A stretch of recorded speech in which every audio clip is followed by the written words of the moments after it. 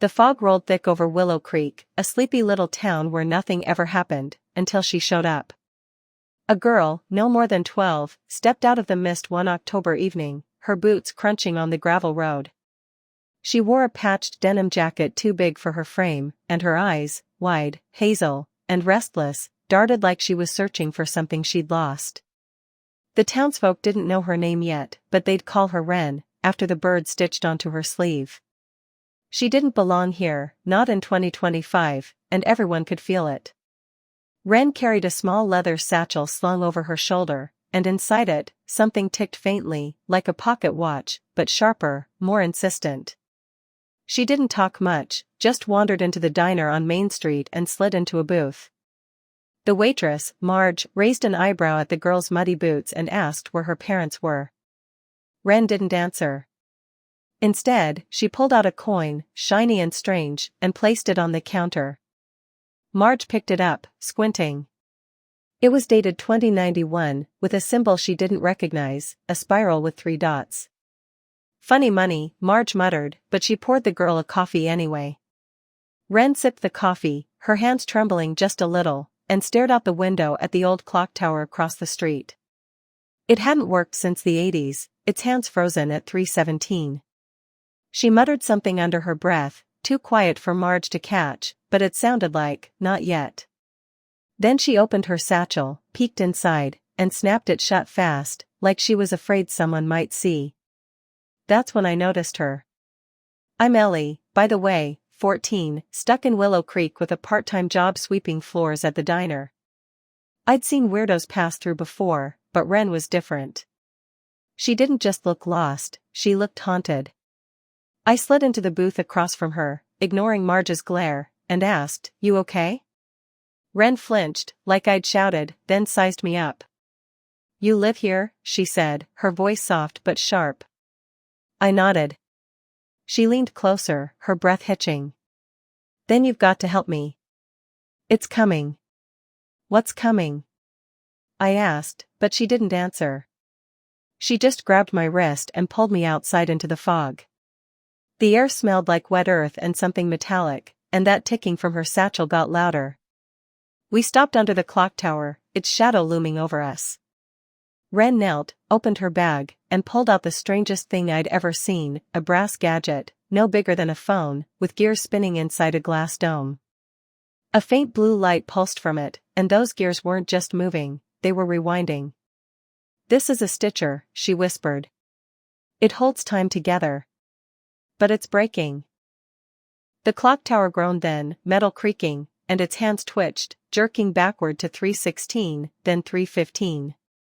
Wren grabbed my hand and ran, dragging me toward the woods at the edge of town. Branches snapped under our feet, and that ticking in her satchel turned frantic. "What's happening?" I yelled. She didn't stop, just shouted back, "The shadow. It follows me, every time I jump, it finds me." We ducked behind a gnarled oak, and she finally explained, her words spilling out fast.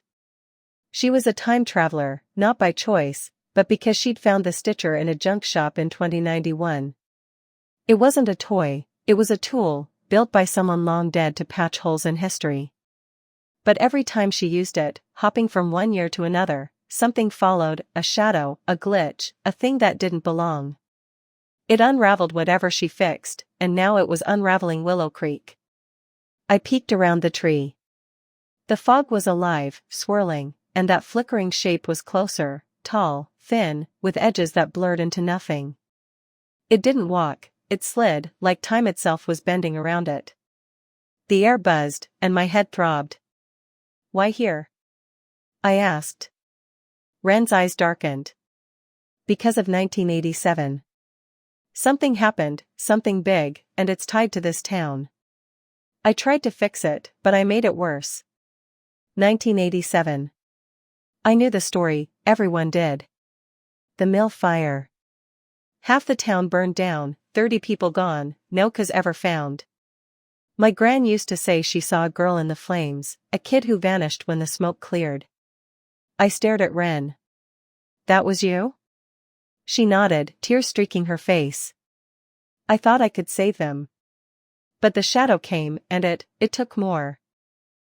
The clock tower chimed then, one loud, impossible clang, and the hands spun wild, backward and forward, like time was breaking. The shadow was 50 yards away, then 20, then 10. Wren shoved the stitcher into my hands. "You have to hold it," she said. "It's the only thing keeping this moment together. I'll lead it away."